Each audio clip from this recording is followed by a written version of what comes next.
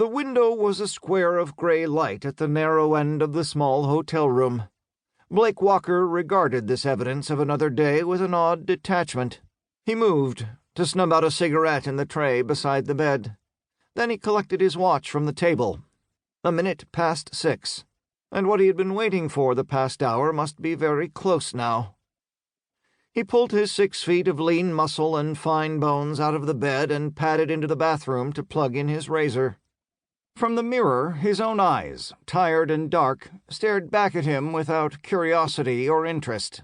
In the artificial light, his thick cap of hair appeared as black as his brows and lashes, but in the sunlight it would be red, so dark a red as might rightly be termed mahogany.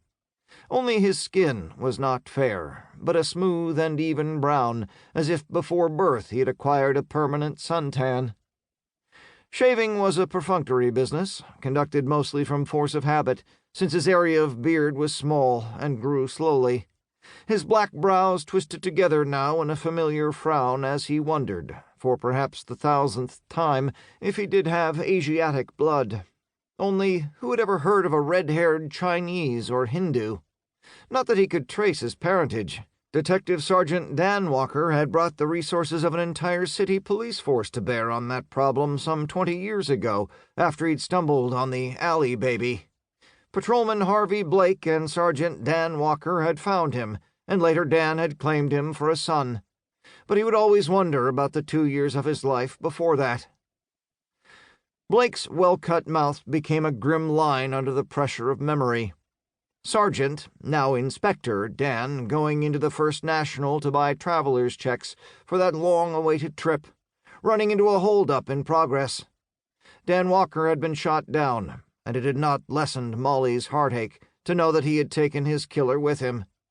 After that, there had been the two of them, Molly Walker and Blake.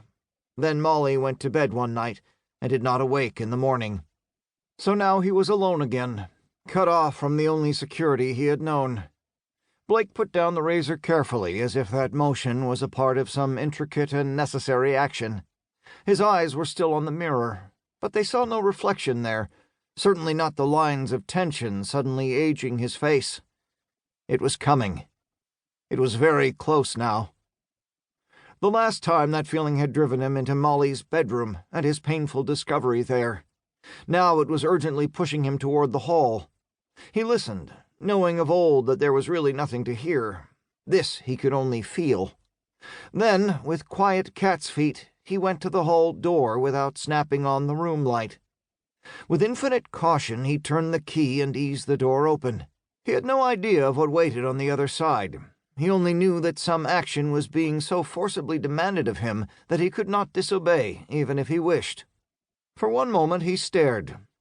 2 men stood, their backs toward him, one behind the other. A tall man wearing a loose coat, his dark hair still glistening with the sheen of sleet, was fitting a key into the door on the opposite side of the corridor. His companion held a gun jammed against his back. Blake, his bare feet making no sound on the carpet, moved. His fingers locked about the gunman's throat, and he jerked the fellow's head back. Instantly the other man whirled. Almost, Blake thought, as if he had known what was about to happen. His fist swung up and connected with just the right point on the threshing captive's jaw. Then Blake was supporting the full weight of an unconscious man. But the other took hold, waving Blake back into his room, following him quickly, the prize in tow. Once inside, he dropped his burden to the floor without ceremony and locked the door. With a doubt or two, Blake sat down on the edge of the bed.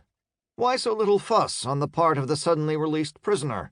And why come in here with the captive? Police? His hand went to the phone on the bedside table. The tall man turned. He brought out a wallet and flipped it open for Blake to read the card inside.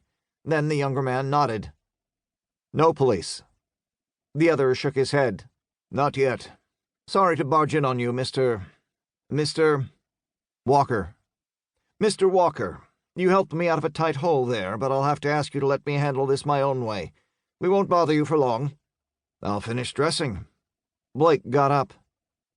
The federal agent was squatting on his heels by the slumbering gunman, and Blake was knotting his tie when a scene, reflected in the mirror, drew him back to the bedroom.